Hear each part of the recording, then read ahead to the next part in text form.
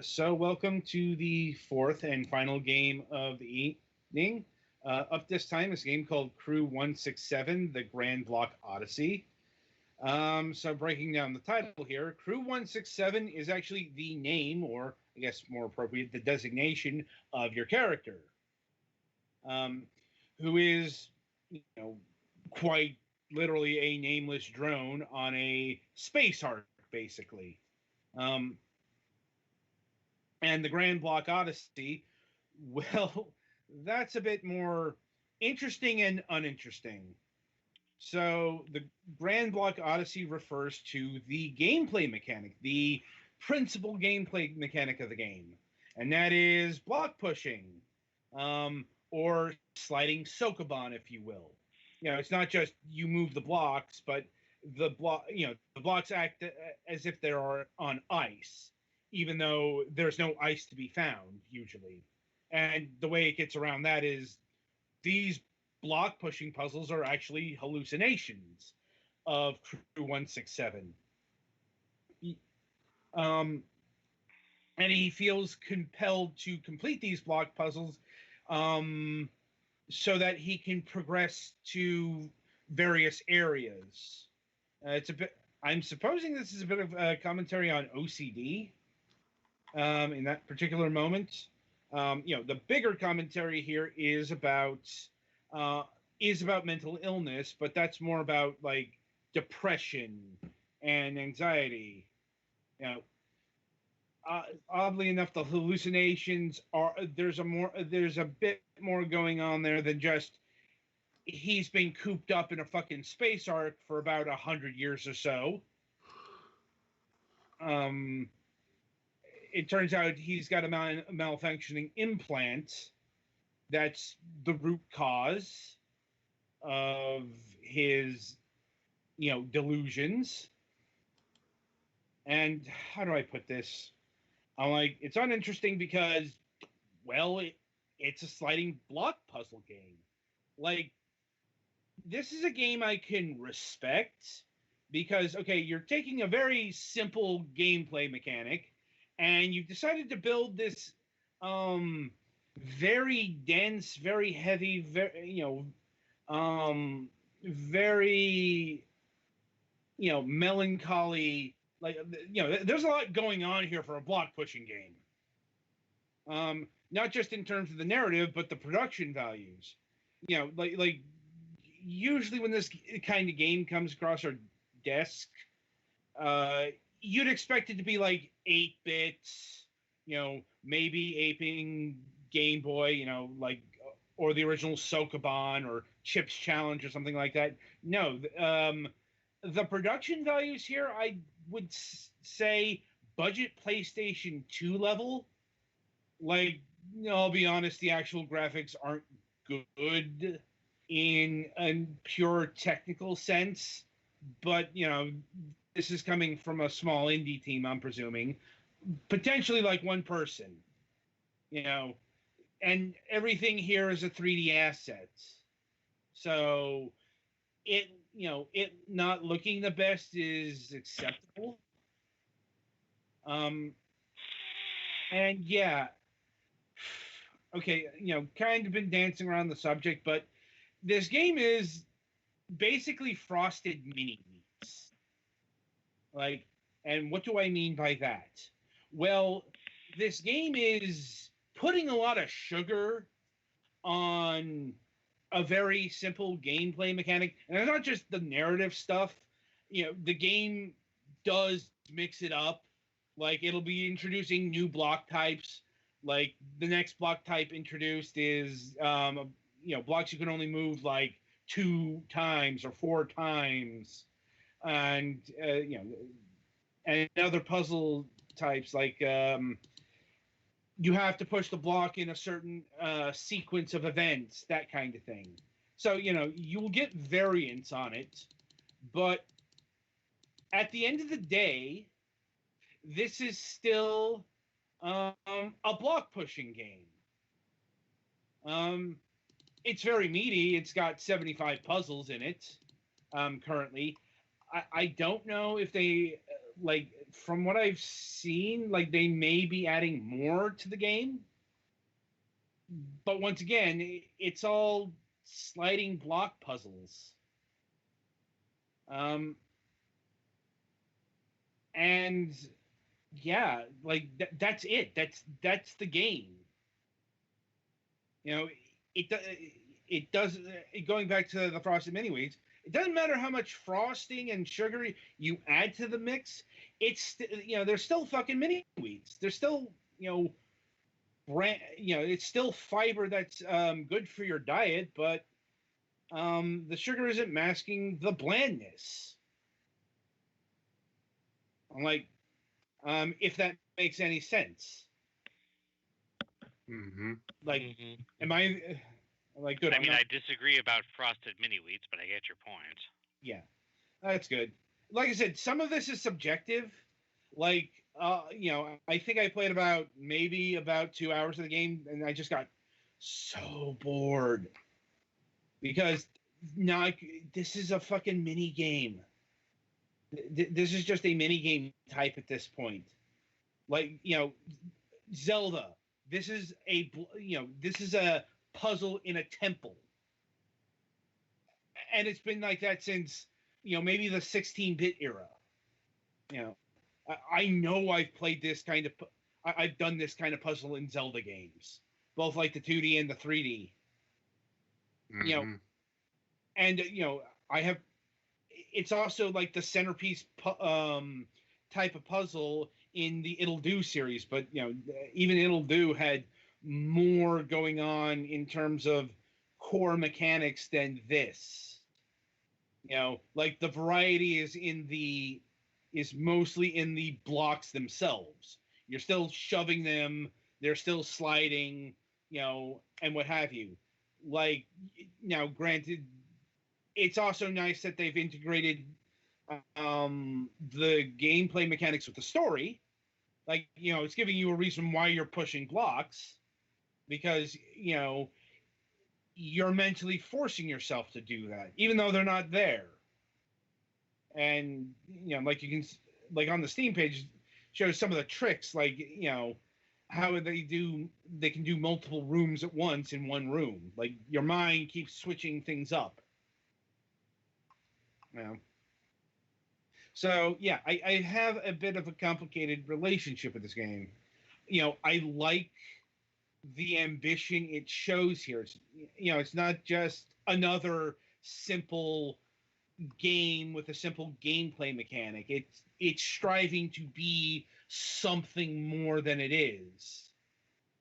But it's like I can't help but feel that it's being held back by what it is. Like, once again, some of this is subjective. In pure gameplay mechanics, it plays fine. Like, its controls are spot on and stuff. And yeah, this is the kind of game that is hard to screw up, but as our recent hypergalactic table tennis review showed, you can still screw up the basics. And this is a game that gets the fundamentals down and tries to build upon it and tell this grand expansive story within a certain budget. But it's just this puzzle type. It's so stale. So on an objective measure, I can almost recommend the game, and that almost comes from the pricing. I guess a bit on the music. It's ambient electronica stuff, very soothing, very relaxing, like you'd expect for a puzzle game of this nature. Also pretty expansive in terms of like how many tracks, if I'm remembering correctly. Let me see. Does this have a listing of how many tracks? Yeah, it does. Yeah, 19 tracks. Ranging from like 42 seconds to like 3 minutes 9, 424. So there's a good deal of music here, which would explain why it costs $7. would I recommend the soundtrack on its own? Not really. I um, unless unless you use it like a relaxing sleep aid kind of deal. That's where this works. Yeah, it's a very calming kind of soundtrack. Anyway, um, and surprisingly enough, there's no bundle option here for the game and the soundtrack itself. Uh, at least not now. That could change in the future. Anyway, the game is clocking in at $17.99. Yeah, they want $18 for this. I'm guessing this is because this is a fully 3D game. With a lot of 3D assets.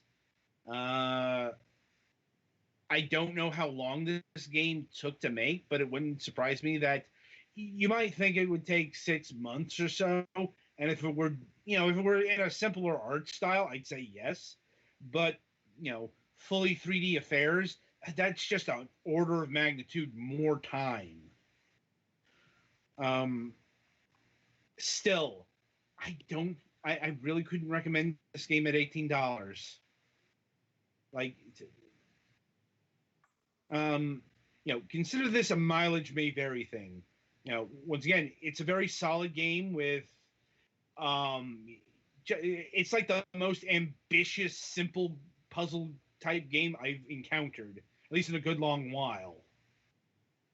But that ambition doesn't really click with the gameplay. You know, like the gameplay is very dusty, very rote.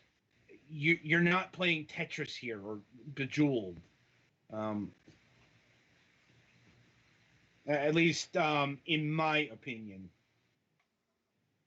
So it goes sometimes. And we have the rare example of Tetris and Bejeweled being used as the more complicated game.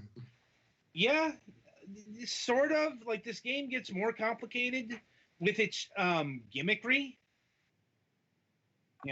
That's where the complexity comes from. Like the block types. It's not shifting that fundamental mechanic because I really don't think there's much you can do outside of that. Outside of like the amount, like instead of sliding, you move the block one at a time. One at a time, like more classical Sokoban, if you will. But it's still that decades old gameplay. So kind of a dual score here on a objective measure. I'd give it a 7. Like if you like Sokoban, if you like this kind of gameplay style, or if you like if you want something with some meat on it, this will be your jam. If you tire quickly of this, just stay away.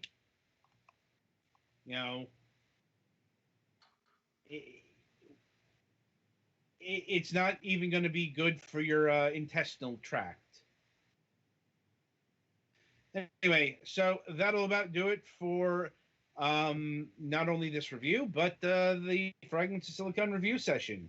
As always, if you liked what you heard this week, be sure to subscribe, click the bell, give us a cheer, and buy some bits. And yeah, so coming up on the week ahead. So good news so far. Both of this week's guests have checked in, so we are on track to having guests this week. Once again, it's all pending, a last minute, say, Corona delay. Anyway, so on Wednesday, April 22nd, we'll be having Chris Lavina of the Quantum Astrophysicists Guild.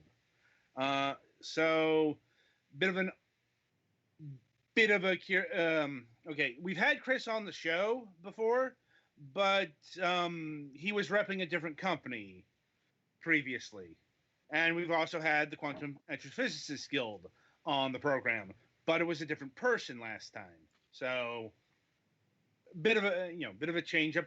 I think that's happened before. Anyway, we'll be talking about actually quite a few games. Looking at their lineup, but I think we'll be centering around a game called Round Guard, which is a bouncy dungeon crawler with pinball physics, lots of loot, and a randomized castle full of oddballs. They also have like 6 games upcoming, so there's a lot of ground to cover there. Let's see, too many windows usually. Anyway, on Friday, April 24th, we'll be having Tomas Rowlings of Arak Digital. We'll be primarily talking about Mars Horizon, which is I want to say it's a management game. Like, I think it's a management game. We don't have the game itself here, so It looks like one. Just going by the description and such, it looks like a space management game. So, it's they're billing it as a strategy simulation game. Construct a base, design and build rockets, and conduct missions throughout the solar system. So it's not just like maintaining a space base or something like that. It's closer to like Kerbal, although I'm willing to bet it's not as nearly as complex as Kerbal. Like that's a game that has physics so complex they confound actual NASA scientists. But that's neither here nor there. I mean, they've got some other games here as well, like Mega Aquarium, Dark Future, and a spin-off game called Mars Horizon Blastoff. So there'll be a lot to talk about on both days.